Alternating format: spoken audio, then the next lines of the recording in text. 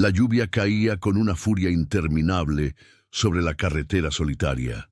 El sonido de las gotas golpeando el parabrisas parecía un tamborileo hipnótico, interrumpido solo por el rechinar de los limpiaparabrisas que luchaban por mantener una visión mínima. Marcos, un joven viajero de unos 27 años, conducía su viejo automóvil cansado, con los nudillos tensos en el volante. Había estado manejando durante horas, atravesando carreteras rurales que parecían no tener fin. La fatiga lo había alcanzado, y con ella un leve descuido. Una curva cerrada lo sorprendió, provocando que su vehículo derrapara y se estrellara contra una valla de madera. El golpe no fue grave, pero dejó el auto en condiciones apenas aceptables para seguir. Con el corazón aún agitado, decidió no arriesgarse más. Debía encontrar un lugar donde pasar la noche. Avanzó lentamente hasta divisar entre la bruma y los árboles retorcidos un letrero iluminado por un parpadeante neón rojo que decía «Hotel Mirador». El cartel parecía antiguo y cada chisporroteo de la luz lo hacía ver aún más tétrico. A pesar de las dudas que le generaba, no tenía opción. Era eso, o seguir manejando en medio de la tormenta con un auto que apenas respondía. El edificio se levantaba como una sombra silenciosa al borde de la carretera. Sus paredes estaban manchadas por la humedad y el tiempo, con ventanas altas que reflejaban un brillo amarillento. El viento agitaba un viejo letrero colgante que chirriaba como un lamento.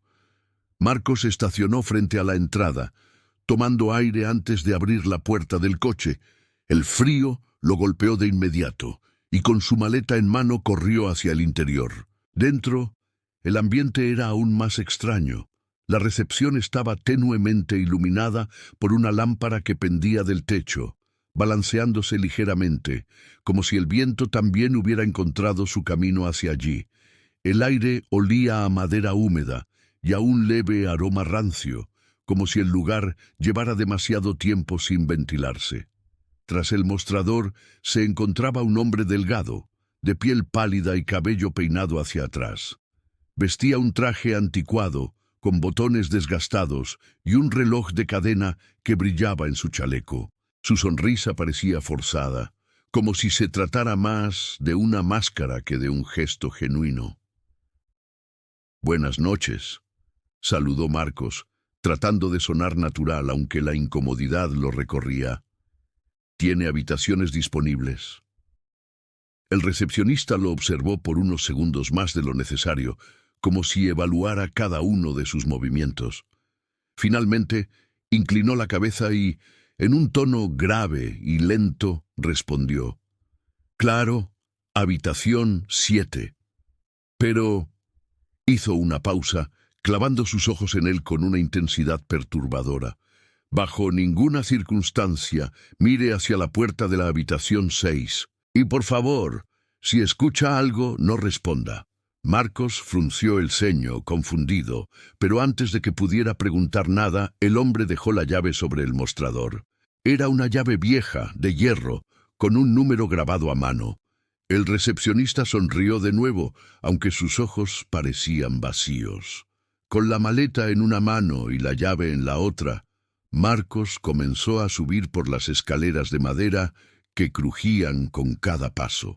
El pasillo estaba en penumbras, iluminado apenas por luces amarillentas que parpadeaban, y el eco de sus pasos retumbaba como si estuviera siendo acompañado. Cuando llegó a la puerta de la habitación 7, notó que justo al lado, la puerta marcada con el número 6 tenía un aspecto distinto. La pintura estaba más descascarada, el pomo parecía oxidado, y un aire frío se escapaba por la rendija inferior, como si detrás no hubiera más que vacío. Por un instante sintió la tentación de acercarse, pero recordó las palabras del recepcionista. Tragó saliva, abrió su habitación y se encerró en su interior, sin saber que esa advertencia marcaría la peor noche de su vida.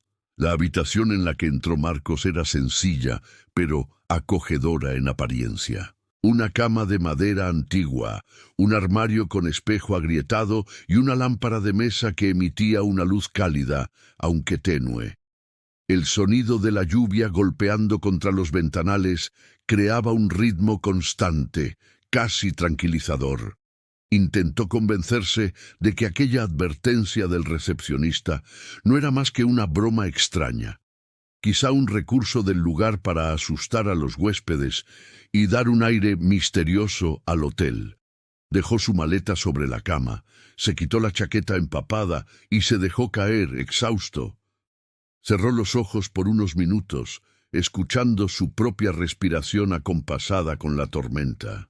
El sueño comenzaba a arrastrarlo, hasta que un sonido lo despertó bruscamente, un golpe seco en la pared, justo al lado de la habitación contigua.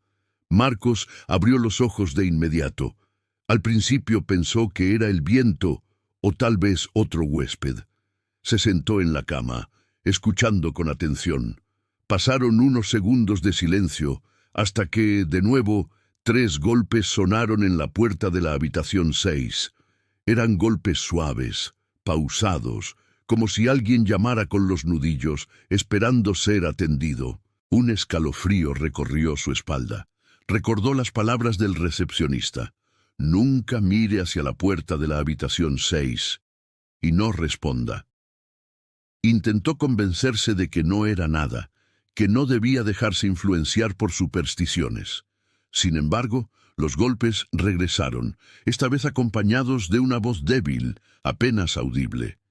«¿Me ayudas a salir?», susurró, con un tono infantil y quebrado. Marcos sintió que la sangre se le helaba. El corazón comenzó a latirle con fuerza en el pecho, como si quisiera escapar. La voz no sonaba agresiva, sino desesperada, suplicante, como la de un niño que había quedado atrapado. Se levantó lentamente, acercándose a la pared que lo separaba de la habitación contigua. Puso la oreja contra la madera, conteniendo la respiración. Lo que escuchó lo dejó sin palabras, un llanto ahogado, seguido de rasguños, como si alguien arañara con las uñas desde adentro de la puerta. Retrocedió de inmediato, tropezando con la esquina de la cama. La lámpara parpadeó, y por un instante el reflejo del espejo del armario mostró algo imposible. La silueta de un niño pequeño de pie en medio del pasillo, justo frente a la puerta número 6. El miedo comenzó a transformarse en paranoia.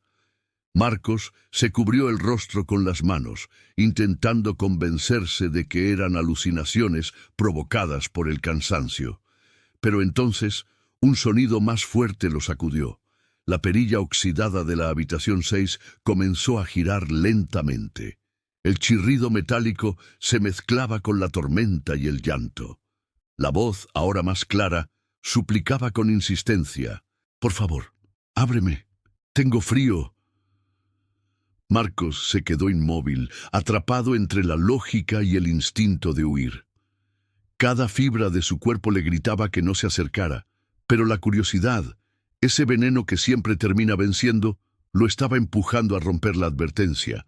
Apretó los puños, dio un paso hacia la puerta de su habitación y, con el corazón desbocado, decidió mirar por el ojo de la cerradura de la número 6. El ojo de la cerradura era tan viejo y oxidado que parecía incrustado en la puerta como una herida antigua. Marcos, con las manos temblorosas, se inclinó lentamente hasta poner su ojo derecho contra el metal frío. Al principio no vio nada, un espacio negro, vacío, como si la habitación estuviera desierta. Pero al ajustar la mirada, un estremecimiento le recorrió todo el cuerpo. Había un ojo completamente negro, sin pupila, sin reflejo alguno, que lo observaba desde el otro lado con una fijeza antinatural. No había rostro, ni piel, ni forma humana alrededor, solo aquel orbe oscuro que parecía absorber toda la luz del pasillo. Marcos dio un salto hacia atrás, golpeándose contra la pared de su habitación. El corazón le latía tan fuerte que apenas podía respirar. Tragó saliva, intentando convencerse de que había sido una ilusión, una alucinación provocada por el miedo. Pero entonces La voz regresó más cerca que nunca, como si estuviera susurrando directamente en su oído. «Ya me viste. Ahora no puedes irte». La lámpara de su habitación estalló en un destello, dejándolo en penumbras. El sonido de uñas arañando la puerta se hizo insoportable, acompañado de golpes desesperados desde el interior de la habitación 6. Marcos corrió hacia su cama, tomó su maleta y trató de abrir su puerta para huir, pero la llave giraba en falso, como si alguien la sostuviera desde afuera. El pasillo comenzó a llenarse de un frío insoportable. Un viento extraño soplaba desde la rendija de la puerta 6, trayendo consigo un hedor putrefacto. La madera crujió, y lentamente la puerta prohibida comenzó a abrirse por sí sola, revelando solo oscuridad más allá del marco. Una oscuridad espesa que parecía moverse como si tuviera vida propia. Marcos retrocedió hasta la esquina de su habitación, con la respiración agitada y las manos temblorosas. La puerta de la 6 se abrió del todo, y lo último que escuchó antes de que todo se fundiera en tinieblas fue el llanto de aquel niño, transformándose en una risa gutural, inhumana. Cuando recuperó el sentido, el amanecer iluminaba tenuemente la habitación. Todo estaba en orden, la cama intacta, la lámpara encendida, su maleta en su lugar. Intentó convencerse de que todo había sido una pesadilla. Sin embargo, cuando abrió la puerta para marcharse, el pasillo lo dejó paralizado. La habitación 6 no estaba allí. Solo había 5 puertas alineadas, numeradas del 1 al 5. La número 7, donde había dormido, tampoco existía. El recepcionista lo esperaba abajo, con la misma sonrisa forzada, mientras le entregaba una llave oxidada con el número 6 grabado a mano.